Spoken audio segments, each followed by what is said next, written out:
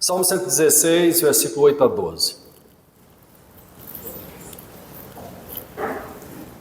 Amém? Todos encontraram? 116, versículo 8 a 12. Está ali, já na projeção, então vou fazer a leitura. Pois livraste da morte a minha alma, das lágrimas os meus olhos, da queda dos meus pés. Andarei na presença do Senhor na terra dos viventes. Eu cria, mesmo quando eu disse, estou muito aflito. Eu disse na minha perturbação, todas as pessoas são mentirosas. Que darei eu ao Senhor, por todos os seus benefícios para comigo? Deixa eu repetir o versículo 12. Que darei eu ao Senhor, por todos os seus benefícios para comigo? Irmãos, nessa noite eu quero trazer uma palavra sobre gratidão, um remédio que cura. Cura o quê? Cura o espírito e cura a alma. A ingratidão foi o caminho que a serpente encontrou para desenvolver um tipo de sentimento que eu diria que é um dos sentimentos mais nocivos que povoa o coração e a mente do ser humano, do homem, que é a frustração. Acredito que a frustração seja um dos sentimentos mais depreciativos, mais destrutivos. Acho que pouca coisa vai trazer mais abatimento do que a frustração, vai trazer mais tristeza do que a frustração. E por que foi esse caminho que a serpente usou? Quando você lê Gênesis capítulo 3, a partir do versículo 1, você começa lendo assim: e a serpente, a mais sagaz das criaturas de Deus, chegou na mulher e disse assim: é verdade que o Senhor disse para vocês que não pode comer nenhum fruto da árvore? Nenhum. Aí a mulher diz: não é assim. Deus diz que nós podemos comer de todos os frutos, menos de uma árvore. E aquela árvore que está lá na parte central do jardim. Então, parece que o problema era tão pequeno, né? A limitação era tão pequena, todos os frutos podiam comer, menos um. A serpente, ela perspicazmente, né, de uma forma maliciosa, ela tenta levar a mulher por um outro caminho. Talvez ela esteja ignorante dos seus direitos e ela acredita que não pode comer nenhum fruto, mas a mulher sabia que podia. E ela diz: não, nós podemos comer de todos os frutos, menos da árvore do conhecimento do bem e do mal, que está lá no meio do jardim. E aí a serpente: porque o Senhor diz que se nós comermos, e no dia que nós dele comermos, nós vamos morrer. Os irmãos conhecem muito bem a história. Então, por que foi a frustração, o caminho, a estratégia que a serpente usou? Porque ela diz o seguinte: olha, você só pode ser feliz se você tiver tudo. Não é assim que entra a frustração no coração de uma pessoa? Se você não tiver tudo, então você não é feliz. Se faltar qualquer coisa na sua vida, então falta o essencial. Nós, os seres humanos, temos a tendência de valorizar muito mais o que nós não temos do que aquilo que temos. Observe, você tem tantas coisas que você não se pega agradecendo, né? Cotidianamente. Deus, muito obrigado pela bicicleta que eu tenho, muito obrigado pela motocicleta que eu tenho. Senhor, muito obrigado por esse carro que eu tenho, que não é do ano, não é um carro do último modelo, não é um dos carros mais modernos, mas eu tenho um carro. Frequentemente você não vê pessoas orando nesse sentido, não é verdade? Mas as nossas orações, muitas vezes, elas estão assim: Senhor, meu Deus, olha, faz o seguinte, Senhor, me aumenta um pouco mais meu salário, eu acho que eu mereço um salário melhor, acho que eu tenho que ganhar um salário melhor. Meu Deus, olha, me dá uma promoção, né? Porque eu acho que eu preciso de uma promoção, ficar melhor lá diante dos meus colegas. Senhor, abre uma porta, Senhor, eu quero uma casa melhor. Mas quantas vezes nós oramos, agradecemos a Deus pela casa que nós temos? E falando: Deus, muito obrigado por essa casa. Quantas pessoas nesse mundo não têm uma casa para morar? Quantas pessoas não têm um teto para se abrigar? E quantas pessoas se abrigam num teto que não é dele? E mesmo que não seja, O fato de eu estar debaixo de um teto já é motivo de sobra para agradecer Deus. Muito obrigado, porque essa casa ainda não é minha, mas eu estou obrigado, estou debaixo de um teto e estou desfrutando de tranquilidade, posso dormir seguro a noite toda. E se a mesa não é a melhor, se a mesa não é a mais farta, mas Deus, muito obrigado por esse arroz, por esse feijão, muito obrigado por essa verdura, muito obrigado pelo suprimento que o Senhor dá. Isso deveria ser a nossa atitude. Sermos gratos por aquilo que temos, agradecer primeiro, sempre agradecer. Pai nosso que estás no céu, santificado seja o teu nome. Venha a nós o teu reino. É assim que a oração do Pai Nosso procede e avança. E depois que o reino vem, aí ele diz assim, o pão nosso de cada dia nos dá hoje. Observa que nessa oração há um contentamento com o pão nosso de cada dia. Ele sequer está dizendo, olha, Senhor, dá um pão logo para o ano inteiro, já que o Senhor vai me dar o pão hoje, dá o da semana que vem, dá o do mês que vem, dá o do ano que vem. Senhor, faz superabundar aqui os meus celeiros, né? Nós gostamos muito desses textos, desses versículos que falam, olha, os seus celeiros serão abarrotados e transbordarão de vinho e de mosto. São coisas maravilhosas e são promessas de Deus, mas nós gostamos dos superlativos. Gostamos muito. Por que nós valorizamos tantos esses superlativos materiais ou espirituais? Sabe por quê, queridos? Porque nós queremos lidar com a nossa frustração de uma forma assim, eu preciso ter mais para estar mais satisfeito. Eu preciso eliminar o máximo de falhas, de buracos, para que eu seja menos tentado pela frustração. E nós imaginamos que vamos estar menos frustrados se tivermos mais coisas. É ou não é? Menos chance de ficarmos frustrados se tivermos menos coisa. Mas olha, observa a Eva e Adão. Eles podiam comer de todos os frutos, só tinha um que eles não podiam comer. E é exatamente esse que eles não podem. Apenas uma restrição é que a serpente vai usar como argumento e dizer, você não é feliz, você não é realizado, você precisa de comer de todos os frutos. Por que não todos? Que história é essa? E o diabo faz isso em todos os aspectos das nossas vidas, não é? Ele quer sempre apontar para nós coisas que nós não temos, e para que a gente fique preocupado com aquilo que nós não temos, e deixamos de olhar para aquilo que nós já temos. Deixamos de ser felizes pelo aquilo que nós já temos, e ficamos colocando os nossos olhos naquilo que nós não temos. Ingratidão é sempre a mãe da frustração. Toda frustração, na medida que ela não é corrigida, que ela não é sanada na vida de alguém, ela vai produzir como resultado a ingratidão. Então, a frustração é filha da ingratidão. Eu preciso corrigir a frustração rapidamente dentro do meu coração para que ela não vire ingratidão. E ingratidão, ela acontece progressivamente. Todas as vezes que eu vou me frustrando, às vezes pequeninas coisas de um relacionamento, dentro de uma casa, no meio de uma família, eu fico olhando assim, às vezes eu olho e digo assim, poxa, a Rosângela saiu hoje e não preparou o almoço, né? E agora eu estou fazendo um monte de coisa, ainda tenho que cuidar de um almoço também. E aí eu esqueço que durante o ano inteiro ela estava lá e fazendo o almoço, fazendo a janta e cuidando de tantas coisas. Mas aí eu começo a pegar essa coisinha, essa frustraçãozinha por uma condição momentânea e vou alimentando o meu coração com aquilo. E aí lá dentro, sabe, a serpente continua murmurando. É verdade, você precisa. Hoje, por que não hoje? Esqueci do ontem, do anteontem, da semana passada, do mês passado.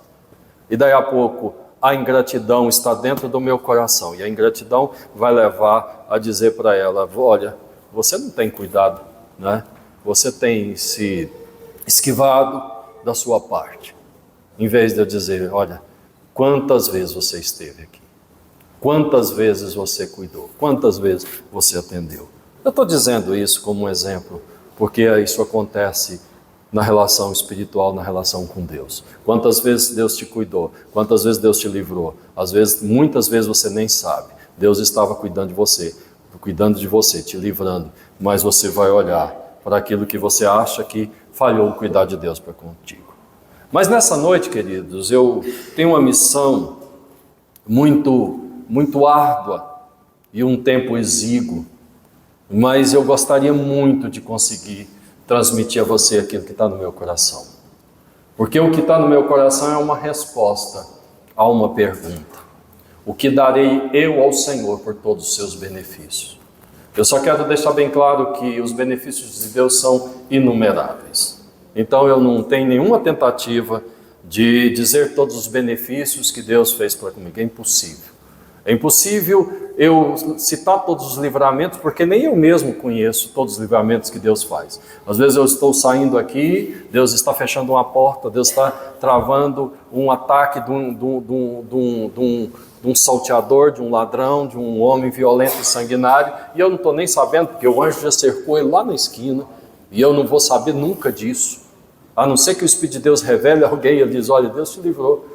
O pastor Carlinhos, muitas vezes, ele tem esse ministério de falar, olha, Deus te deu livramento, olha, Deus deu livramento ao Roberto, que na verdade é Ricardo, né? Mas ele usa muito Roberto, eu já entendo que o Roberto é Ricardo. E Deus, o Aurélio não, ele não troca o nome não. Olha, Deus está livrando seu filho, ó, Deus livrou o seu filho, Deus fez isso, Deus fez aquilo. E eu gosto disso, sabe? Porque isso mostra para nós, são testemunhos do agir de Deus. É um testemunho que mostra a fidelidade de Deus, a realidade do fato de tantos textos da Bíblia que diz assim, os anjos de Deus acampam em derredor daqueles que temem o Senhor e o Senhor os livra de todo mal. As minhas orações, todos os dias, quando eu vou orar, ela começa sempre igual.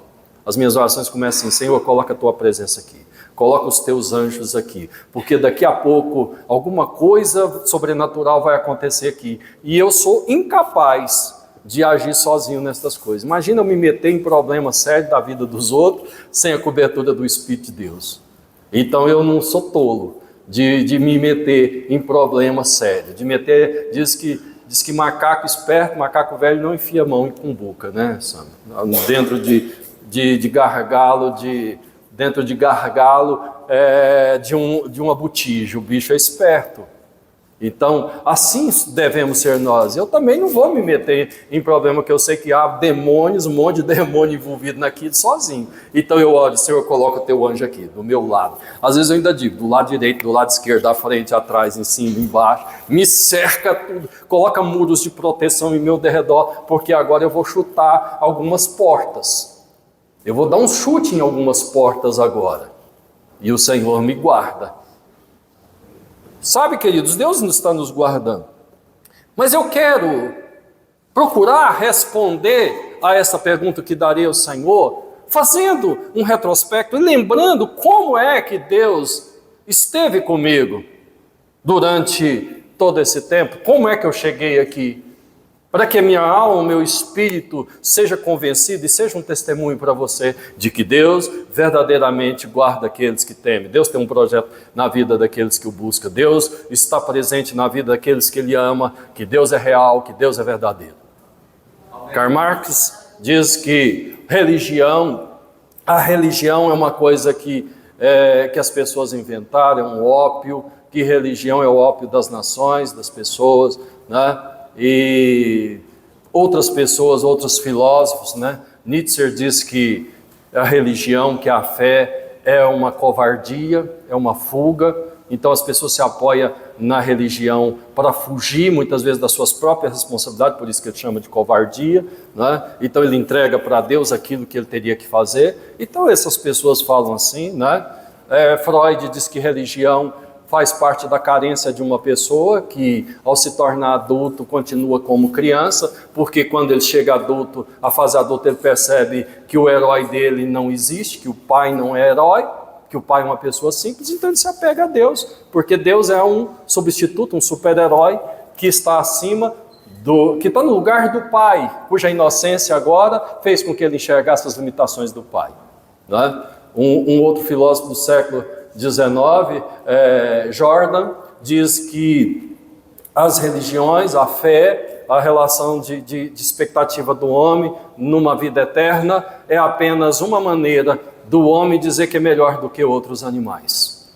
É uma tentativa do homem negar a sua condição de finitude, negar a sua condição de que a vida acaba, de que a vida passa. Então ele inventou essa questão de vida eterna para se apegar nisso, para que ele possa viver uma vida com um pouco mais de expectativa, um pouco mais de esperança, especialmente quando ele já está idoso, especialmente quando ele está doente, prestes a morrer. Então ele se apega na eternidade e diz, bem, então não é tão ruim assim, porque eu estou saindo daqui e estou indo para uma vida eterna. Então ele diz que isso tudo é ilusão, criada por o coração de uma pessoa que resiste à realidade, segundo eles, do fato de que a vida é finita, de que a vida acaba aqui mesmo. Mas o que diriam essas pessoas diante do que eu estou a expor nessa noite? O que diriam estas pessoas a respeito do testemunho? Eu tive um pai que foi um homem doente até quando eu nasci. Quando eu nasci, o meu irmão mais velho, Benilton, nasceu e eu nasci. Meu pai era um homem que tinha ataques epiléticos praticamente todos os dias, e às vezes 2, 3 vezes num dia só. A situação neurológica do meu pai se tornou tão grave que ele perdeu a noção de quem ele era. Ele chegou a um ponto da vida dele, isso com 20 e poucos anos. Quando eu nasci, meu pai tinha 22 anos, mais ou menos, né? Então, 23 anos. Meu pai já não sabia mais o que era um filho. Às vezes ele se dirigia à minha mãe e dizia, o que é isso aí? Ele não dizia quem é esse, né? Ele dizia, o que é isso? Significa que ele não sabia nem o que era um bebê. Aí ela dizia, Joaquim, esse aqui é seu filho. Esse aqui é o Ailton, esse aqui é o Benilton. E o meu pai passou anos sem trabalhar. Não foi um ano só não, foi vários anos. Ele não tinha mais condição de trabalhar, morava na roça, a minha mãe sustentava a casa com salário de professora, sustentava os filhos que ela tinha, né, o Benilton e depois eu, porque o meu pai não tinha condições de trabalhar. Todos os dias ele dava, se ele estivesse trabalhando na roça, ele podia ter um acidente grave, estivesse mexendo com animal, poderia cair. Muitas vezes ele caiu. Meu pai muitas vezes foi encontrado na estrada, sendo puxado pelo pé, porque ele enfiava o pé no estribo, quando ele passava mal, caía o cavalo, puxava e depois parava numa beirada lá, e era socorrido por uma pessoa. No quarto onde eu dormi, eu conheci um guarda-roupa que era todo queimado por dentro. Numa daquelas crises dele, ele pôs fogo, usava lamparina, pôs fogo no guarda-roupa, queimou a roupa, queimou o guarda-roupa, então por dentro era tudo preto.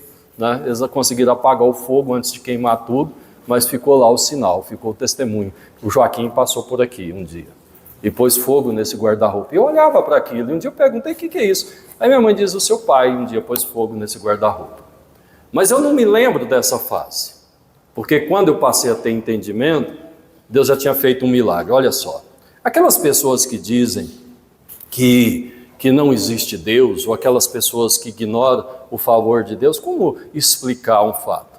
Um fato de que um dia ele estava lá no campo, na roça, num pasto, e apareceu e ele teve uma das piores crises que ele teve. Ele ficou horas ali dentro de uma crise, sozinho, não tinha ninguém para socorrer, e depois passou aquela crise, ele percebeu que tinha ficado muito tempo, porque ele estava muito sujo, e normalmente a pessoa baba, se debate muito, suja o rosto, a cabeça, o corpo. E quando ele saiu daquela crise, ele disse que viu um homem com a roupa toda branca diante dele e diz assim, Joaquim, esse mal que você sofreu até hoje foi a última vez, você nunca mais vai sofrer desse mal. E eu quero chamar a atenção que meu pai era espírita. Meu pai não era evangélico ainda nesse momento. E ele chegou em casa com uma consciência que ele não tinha há tempos, há anos, e pegou todos os remédios que o meu tio tinha de buscar em Minas Gerais. Minha mãe encomendava, pagava o meu tio para ir lá em Minas, não sei aonde, cidade de Minas, para buscar uns remédios, umas fórmulas. Meu pai foi lá, pegou tudo aquilo e jogou lá na privada. E a minha avó, que morava com a minha mãe nessa época, meu avô, disse, Lisontina, o que você vai fazer com esse homem doido?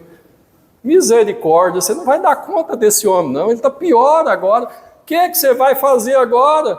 Você gastou seu último dinheiro, dinheirinho de professora do primário, né? Para comprar esses remédios para o Levino, o Balbino, um dos irmãos dele, buscar esse remédio. Agora esse homem doido joga tudo fora. E a minha mãe chorou, e chorou, e chorou. Meu pai, não precisa chorar não, porque o anjo de Deus apareceu para mim e disse que eu nunca mais vou ter esse problema de novo. E aí chegou aquela tarde, meu pai ficou olhando para as mãos assim, olhou para aquelas mãos lisas, né? O homem da roça não tem mão lisa. É assim mais ou menos igual as mãos do irmão Jaime, né, irmão Jaime? Quem não sabe que jeito é a mão dele, depois você procura o irmão Jaime, dá uma olhadinha na mão dele. É daquele jeito a mão do meu pai. Ficava pressionado com as mãos dele, né? Cheio de calo, de trabalhar com ferramenta, né? No serviço pesado, machado, enxada, facão e tudo que precisa, foice. E a mãozinha dele estava lisinha, ele diz, uai, eu não trabalho não, minhas mãos estão lisas. Minha mãe falou para ele, Joaquim, já tem anos que você não faz nada. Ele pegou a enxada, foi lá para o quintal, capinou, trabalhou o dia inteiro, chegou, jantou. Aí minha avó e minha mãe ficou assim olhando para aquilo, e depois no outro dia ele levantou cedo e fez a mesma coisa, e elas olhavam uma para a outra. Aí uma não aguentou e falou, mas tem alguma coisa errada com esse homem, o senhor nunca viu que o quintal estava sujo, nunca viu que em volta da casa precisava de capinar? Aí a minha mãe falou assim, mãe, eu não queria nem falar porque eu estou com medo de quebrar um canto. Eu fiquei caladinha aqui, esperando até onde vai durar, mas eu acho que alguma coisa de fato aconteceu.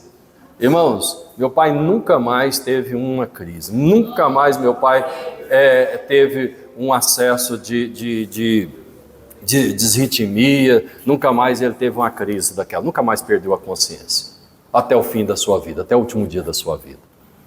E depois ele continuou no espiritismo, né, com a sua família, comigo, com a minha mãe. Eu cresci num lar até os 11 anos, até praticamente 12 anos, nós vivíamos num lar espírita.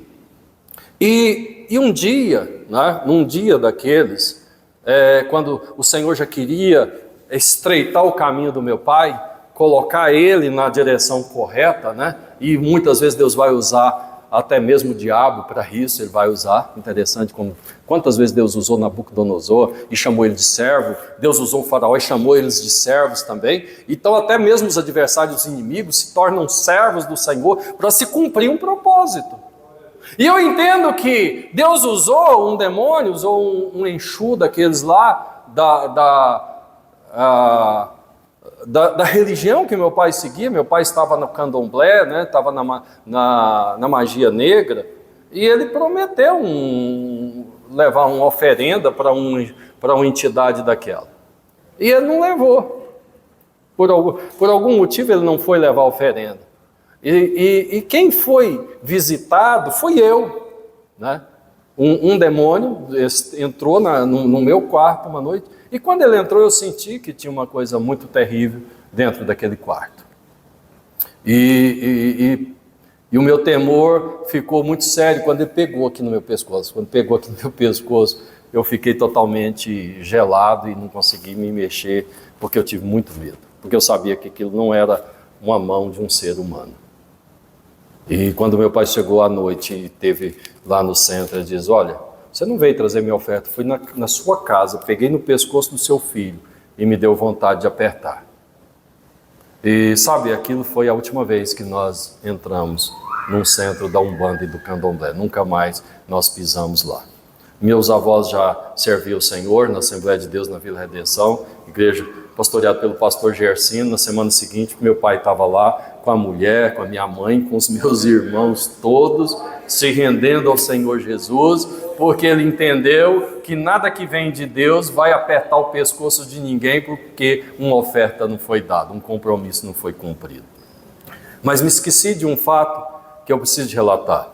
Muitos anos antes desse episódio, quando eu estava mais ou menos com 9 anos, quando meu pai foi para a igreja, eu já era adolescente de 14 anos. O Benilton tinha vindo estudar em Goiânia, e eu fiquei sozinho lá na roça, dormia sozinho num quartinho. E depois de nós fazermos um daqueles cultos que se fazia todas as noites, meu pai reunia os filhos em volta da mesa, minha mãe lia o Evangelho segundo Allan Kardec, falava para a gente orar um Pai Nosso, todo mundo tinha que orar, um orava. E aí um dia desses, depois que nós fomos dormir, apagaram-se as lâmpadas, eu dormi um sono, de repente eu acordo com aquele guarda-roupa que um dia ele pôs fogo todo em chamas, e o fogo ia até o telhado, cobria todo aquele guarda-roupa, e eu olhava para aquilo. Interessante que eu não tive nenhum medo. É muito interessante E aí eu chamei o meu pai, e o meu pai levantou, acendeu a tal da lamparina, e ele disse: o que foi? Eu disse: olha, tem um fogo no guarda-roupa aqui. E o fogo, meu pai olhou, não tinha fogo nenhum. Sentamos na sala e meu pai fez uma série de orações, colocou a mão na minha cabeça, ministrou: vamos dormir, agora está tudo certo. Deitei, segunda vez, olha o fogo no guarda-roupa, assim que ele apagou a lamparina, o fogo incendiou o guarda-roupa de novo, o quarto ficou claro. E isso aconteceu 3 vezes na mesma noite. Eu entendo que a presença do Espírito de Deus estava me visitando, ainda com 9 anos de idade, naquele quarto, e aquilo, meu pai não entendeu, não tinha um Eli ali para falar comigo: olha, se aparecer de novo, diz: Senhor, é o Senhor que está aí, fala alguma coisa. Ninguém podia me orientar, meu pai não tinha essa perspectiva, essa visão para me orientar, mas eu entendo claramente que o Espírito de Deus está dizendo: eu estou aqui, eu estou na sua vida, eu tenho um plano com você e as coisas vão acontecer. Sabe, queridos, quando nós nos convertemos em 1977, Deus fez promessas extraordinárias para a minha vida. Deus prometeu que me faria uma pessoa de conhecimento na palavra dele, me faria um homem de conhecimento também do ponto de vista secular. Ele diz: vou te dar conhecimento do homem e vou te dar conhecimento da minha palavra. E eu me apeguei a essa palavra, profética. Eu estava com 14 anos, com 15 anos. Foi no ano que eu fui no COMEP, o primeiro Congresso de Mocidades Evangélicas, lá em Anápolis, em 1978. Eu estava com 15 anos, tinha acabado de completar 15 anos. Nós tínhamos chegado na igreja em fevereiro do ano anterior, de 1977. E eu fui batizado com o Espírito Santo naquela mesma tarde. Então muitas coisas começaram a acontecer na minha vida. Sabe, queridos, e pouquinho tempo depois, poucos anos depois, uns 2, 3 anos depois, eu comecei a ter os mesmos prognósticos daquele problema que meu pai tivera. Eu comecei a ter desmaios, e quando eu desmaiava me dava convulsão.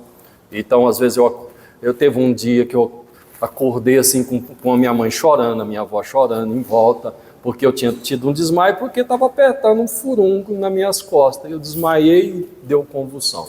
Se eu tropeçasse numa pedra, minhas vistas escureciam e eu poderia desmaiar e dar convulsão. Começou a acontecer assim.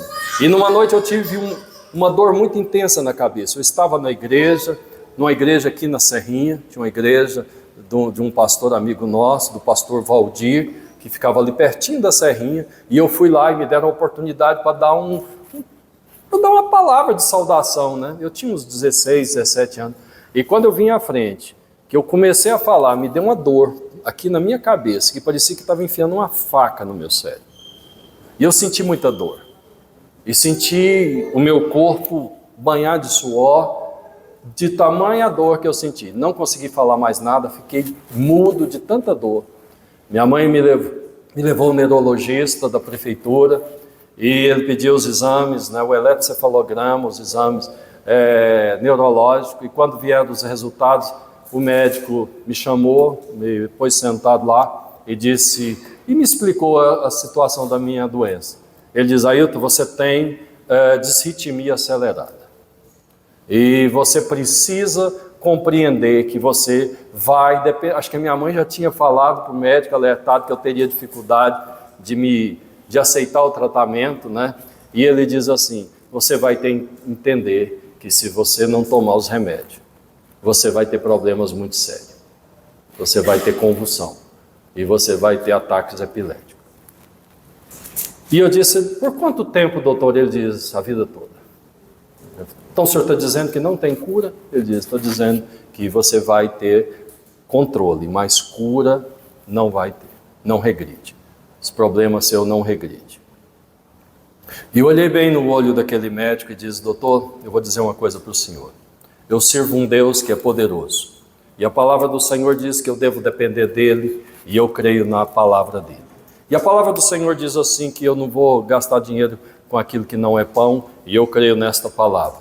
E o Senhor está dizendo que a medicina está limitada aqui para resolver o meu problema, para trazer cura, e que eu preciso de passar a vida toda tomando os remédios, então eu vou dizer para o Senhor, Deus vai me curar e eu não vou tomar remédio nenhum. Aquele médico ficou muito admirado da minha postura, eu era um adolescente, eu não esperava aquilo, eu disse, olha, e disse mais, essa doença que você não consegue resolver é um desafio para você que é médico, mas não é para mim, não é para mim, porque eu tenho um Deus e eu sei que Ele pode fazer. Sabe, queridos, aquela palavra, aquela argumentação, aquele confronto com aquele médico, Deus, eu tenho certeza que Deus ouviu tudo aquilo e Deus selou a minha cura naquele dia. Eu não senti a cura naquele momento, mas 5, 6 dias depois eu estava andando ali no centro da cidade, ali perto da rua 5, no centro, e eu orei, andando na rua eu fiz uma oração, Senhor, olha, eu quero a minha cura.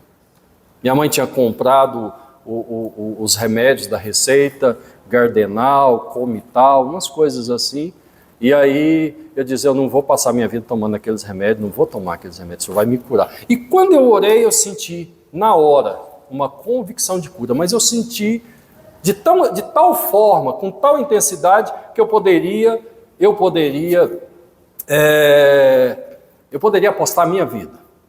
Não tive nenhuma dúvida. Cheguei em casa, lá tinha uma fossa no fundo do quintal, né, ali no setor ferroviário, peguei os remédios, lá onde estava o filtro, né, e fui lá na fossa e joguei os remédios lá dentro. Minha mãe ficou olhando para aquilo, o que você está fazendo, Ailton?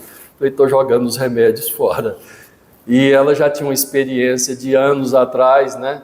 E ela ficou, por que você está jogando fora? Porque o Senhor me curou hoje, lá no centro da cidade de Goiânia. Você tem certeza, Ailton? Eu falei, absoluto. Então vamos voltar no médico e vamos fazer os exames de novo.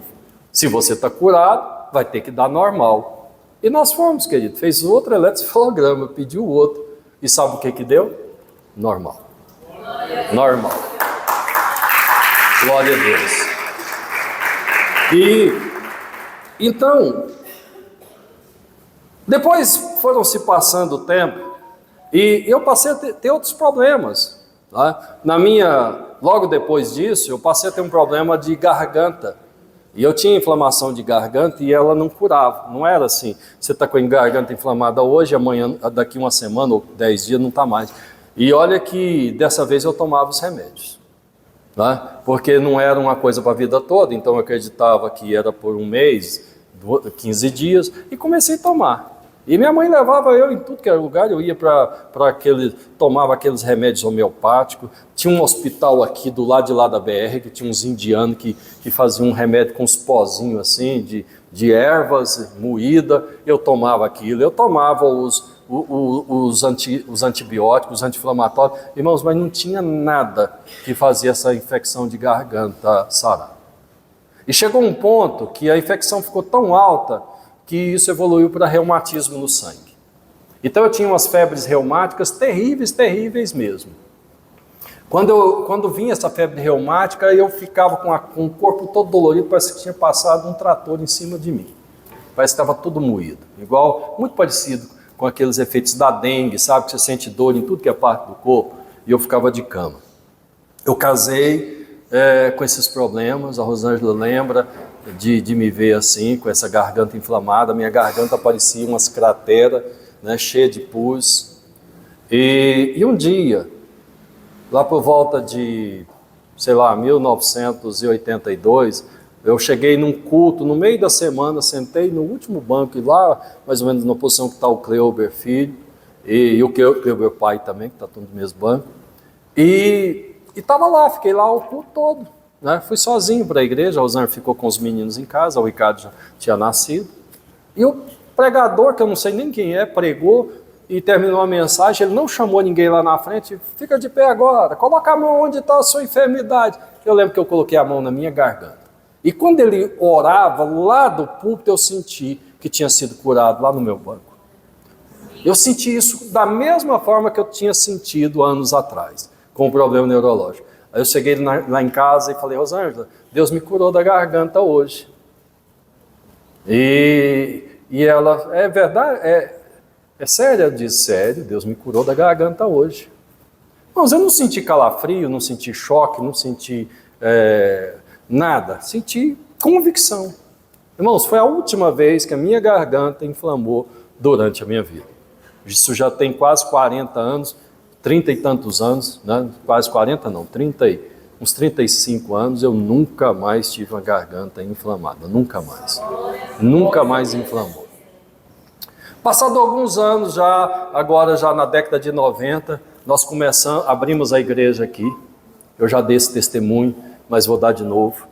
Nós estávamos dirigindo um culto, eu acho que, não sei se o Sam estava nesse culto, e era ali o púlpito, os banheiros eram lá, e fizemos uma campanha, distribuímos panfleto, venha para uma semana de cura, Deus vai fazer milagre, vai curar você, e você vai sair daqui curado e tal. Irmãos, no primeiro dia, na abertura da campanha, nós convidamos um pastor, quase que eu lembro o nome dele, não sei se é Mário, uma coisa assim.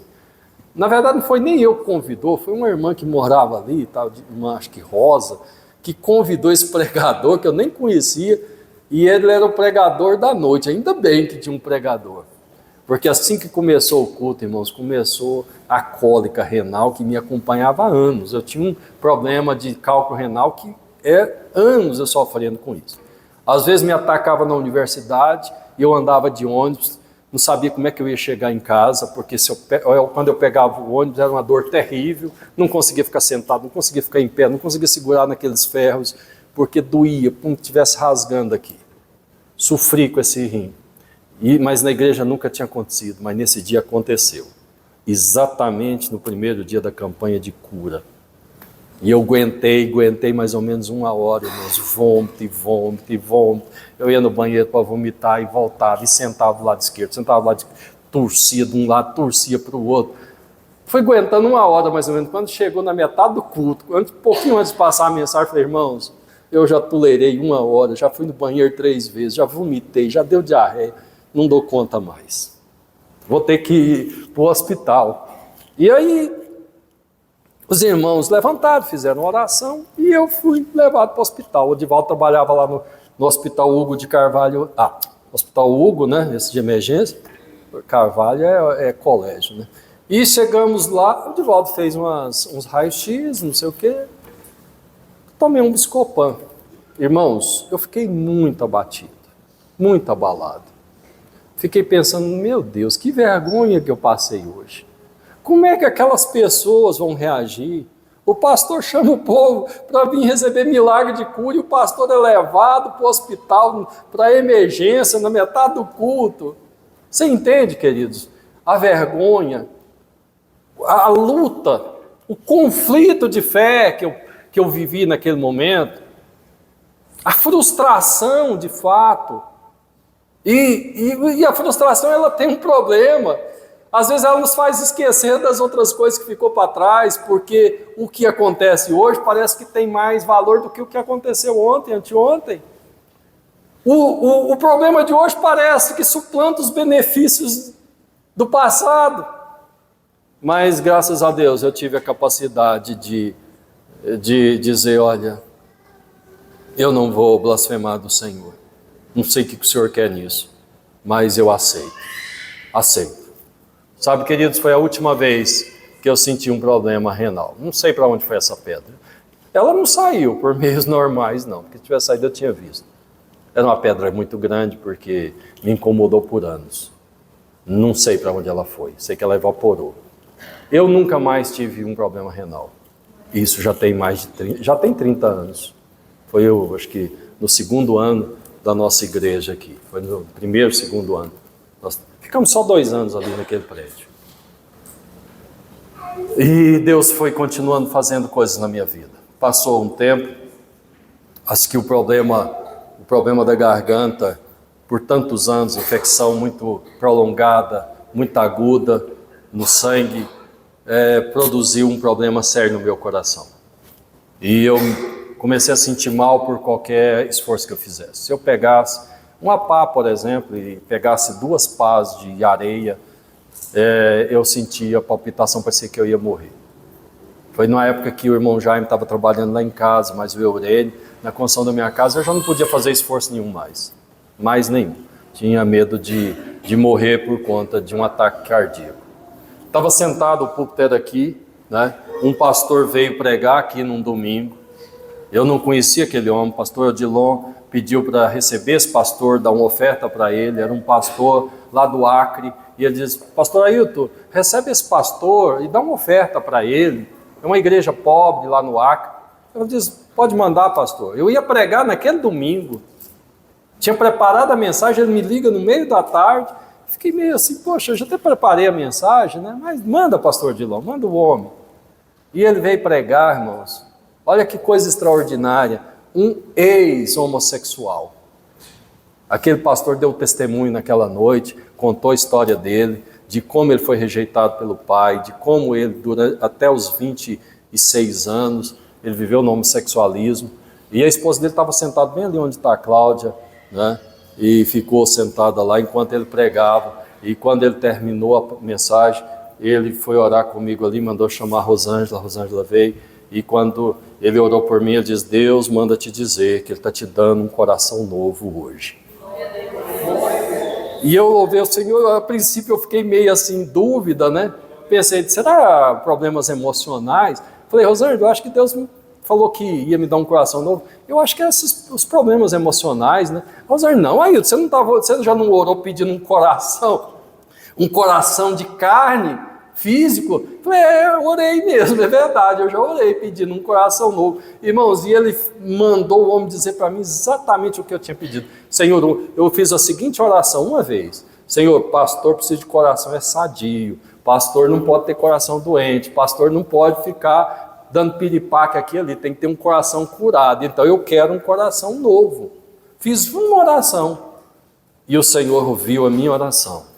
E o Senhor mandou um homem aqui pregar uma mensagem, e eu fiquei curado do meu coração naquele dia. Fiquei curado. Sabe, queridos, em 2018 eu tive uma queda que poderia ter me tirado a força das minhas pernas, poderia ter ficado paraplégico, até mesmo tetraplégico. Eu caí no chão, caí com as costas no chão, caí sentado, depois bati as costas, caí num lugar onde tinha uma floreira de concreto até uma semana antes. Nós tiramos aquela floreira, uma semana depois eu caí exatamente naquele lugar, enquanto eu estava caído ali, todo sujo, numa manhã, 6h30 da manhã, antes das 7, ainda estava escuro. Eu fiquei pensando: gente, se aquela floreira estivesse aqui, provavelmente eu estaria paraplégico agora. Teria fraturado muito seriamente. Eu fraturei 3 vértebras da coluna, mas eu poderia ter ficado paraplégico. E aquilo foi 2018. E o Senhor estava dizendo para mim: eu estou contigo, eu estou te livrando. Sabe, queridos, eu ouvi uma frase essa semana que diz assim: a fé não torna as coisas mais fáceis, a fé torna as coisas possíveis. Às vezes nós queremos que as coisas fiquem muito fáceis, e quando elas não ficam muito fáceis, então nós achamos que fé não funciona, sabe? Achamos que as coisas têm um embaraço aqui, outro embaraço acolá, então ficamos pensando que Deus está ausente. Mas não é assim. Lembra de Davi? De quantos anos Davi fugiu de Saul? Lembra de quanta perturbação Mardoqueu e a rainha Esther teve em Suzã? Lembra de todos os caminhos que homens do quilate de Paulo, homens fiéis ao Senhor, passaram? Mas sabe de uma coisa, queridos? Quando eu olho para a mensagem do Evangelho, eu olho para Lamentações de Jeremias, no capítulo 3, e ele diz assim: quero trazer à memória aquilo que me traz esperança. Sabe, queridos, nós podemos fazer uma escolha entre duas coisas. Ou nós podemos escolher ir no armário, ou na gaveta das provisões, das bênçãos e das vitórias, de tudo aquilo que o Senhor nos fez conquistar, ou nós podemos ir na gaveta das frustrações, nas gavetas dos tropeços, daqueles momentos em que nós estivemos tristes, que nós choramos, das decepções, dos abandonos, das pessoas que nos marcaram negativamente, e abrir uma dessas gavetas. Quando nós abrimos a gaveta daquilo que é bênção, quando nós olhamos para esse salmo, o salmista começa dizendo assim: amo o Senhor, porque Ele ouviu a minha voz e as minhas súplicas, porque inclinou para mim os seus ouvidos, e eu invocarei durante toda a minha vida. Então é Ele ouvindo, sabe? Quer dizer, é Ele te ouvindo.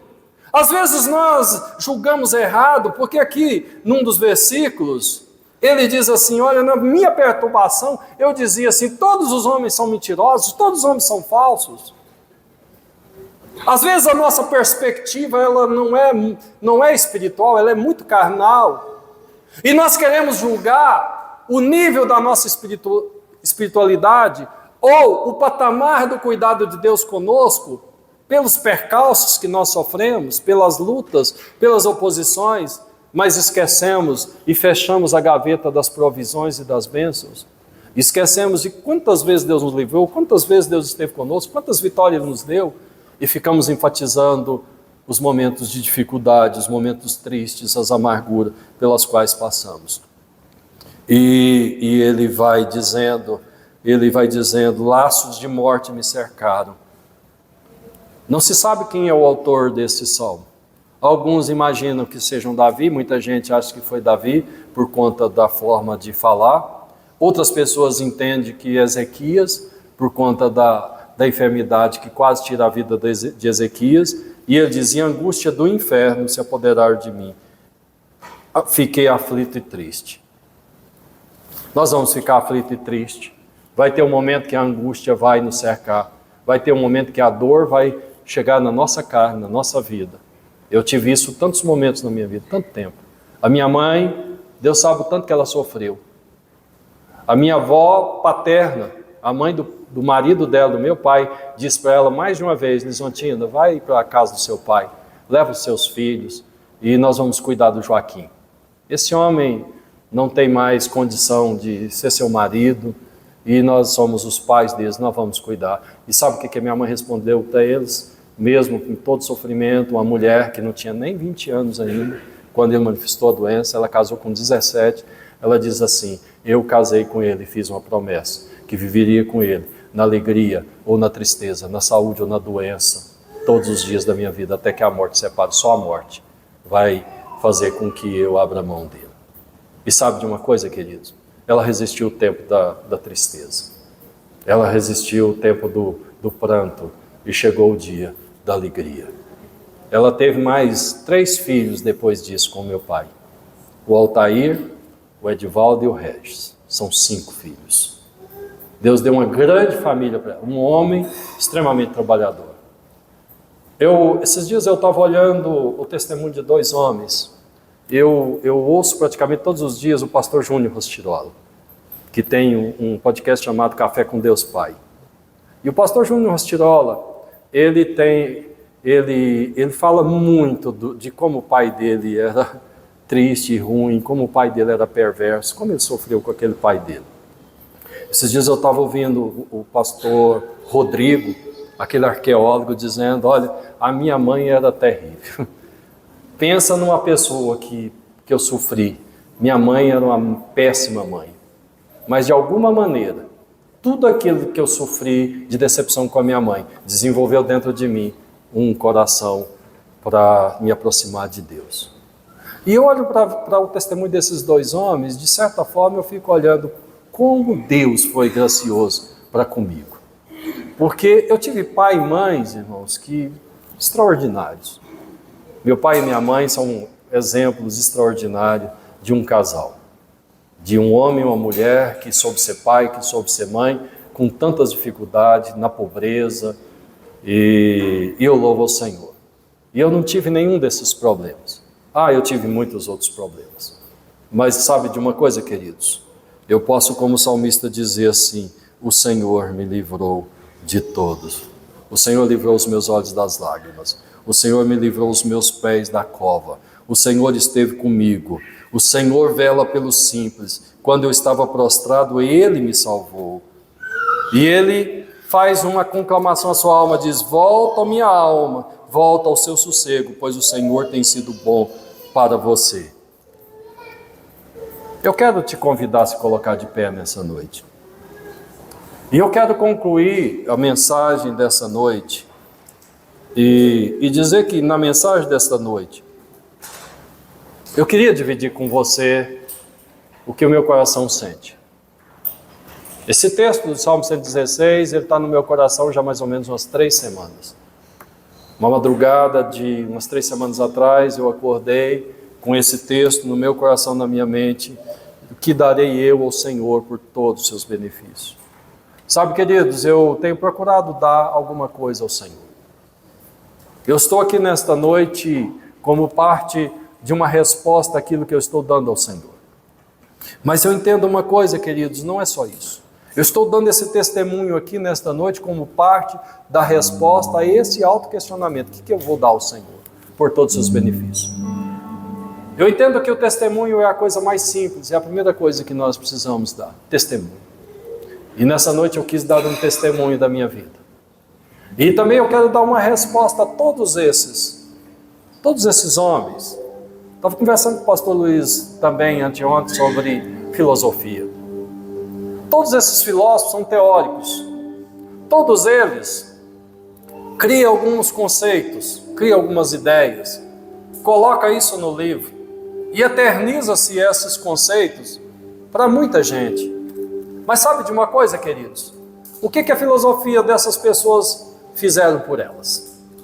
Se eu encontrasse o Nietzsche, ou Karl Marx, ou se eu encontrasse qualquer um desses, o Jordan, a minha pergunta para ele seria: dá testemunho do que é essa filosofia que você diz aí, que fé é apenas um tipo de droga, que Deus é uma coisa inventada pelos homens. Eu queria que você me dissesse o que a sua filosofia já fez por você. De que maneira ela impactou a sua vida? Como ela melhorou a sua vida? Porque eu posso dizer uma coisa para você. Eu disse isso para o Pacheco um dia, quando nós viajávamos de Uberlândia para cá. Pacheco, você tem um certo orgulho de intelectualidade. Mas deixa eu dizer uma coisa. Eu tenho uma experiência com Deus. E eu quero perguntar para você o que a sua intelectualidade já fez por você. Ela melhora a sua vida? Ela melhora a sua vida porque a minha fé e a minha experiência com Deus melhorou a minha. Melhorou a minha. E se a sua intelectualidade não conseguiu impactar a sua vida, eu quero te convidar a ir lá na igreja e entrar na porta, e você só vai um culto. Se naquele culto você não sentir nada, não precisa voltar mais. Mas se você sentir algo dentro de você, então continua a voltar. E ele veio um dia, entrou aqui, ouviu uma mensagem, participou de um culto. E sabe de uma coisa? Ele se rendeu ao Senhor, aceitou Jesus como Senhor e Salvador. E Deus começou a mudar a vida dele. E começou a mudar muito rapidamente. Mas eu ainda quero voltar. O que darei eu, Senhor, por todos os seus benefícios?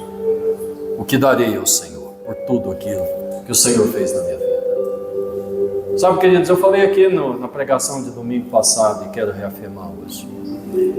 Estou comprometido a dar o meu melhor para o Senhor. O melhor do meu tempo. Estou comprometido a dar o meu último dos meus tempos. E até o fim. Até o último dia da minha vida. Porque Deus tem sido bom para comigo. Eu quero convidar você, se porventura tem alguém aqui nessa noite, cujo coração está cheio de frustração, de tristeza e de dúvida. Se você quiser vir aqui à frente, eu quero orar por você. Você que está passando por um momento de dúvida dentro do seu coração, de incerteza, eu quero orar por você. Se você quiser vir aqui, eu vou orar por você. Eu vou pedir ao Senhor que coloque uma convicção no seu coração, que te dê experiências de fé, experiência de transformação, experiência de cura, tal como Ele fez na minha vida. Eu disse isso para o meu filho, para o Ricardo, quando ele estava lá na AMAN. Ele disse: pai, você fala de muita coisa que Deus fez na sua vida, mas Deus não fez nada na minha até hoje. Falei: Deus vai te dar a oportunidade de fazer algo na sua vida então. Sabe o que precisou acontecer? Uma fratura na canela dele, que poderia ter feito ele trancar a matrícula. Ele chegou aqui, nós estávamos numa campanha de 72 horas de oração. Eu disse: vem cá, Ricardo. Eu estava sentado aqui. Falei: Deus te deu a oportunidade de você ter uma experiência com Ele. Você quer a experiência agora, hoje? Ele disse: quero. Peguei o óleo aqui, ungi as pernas dele, a canela dele. Sabe de uma coisa? Deus colou a canela dele naquela hora. Ele estava andando de muleta porque ele não podia forçar a canela. Ele voltou na segunda-feira, na terça-feira ele ligou: pai, aconteceu um milagre, pai. Falei: o que aconteceu, Ricardo? Um milagre. O osso da minha canela colou. Fiz o raio-x, está colado. Falei: Deus deu a sua experiência, meu filho. Você não precisava, não queria uma... Você disse que não tinha experiência, agora você tem. Agora você pode contar uma experiência. Nosso Deus é Deus de milagre.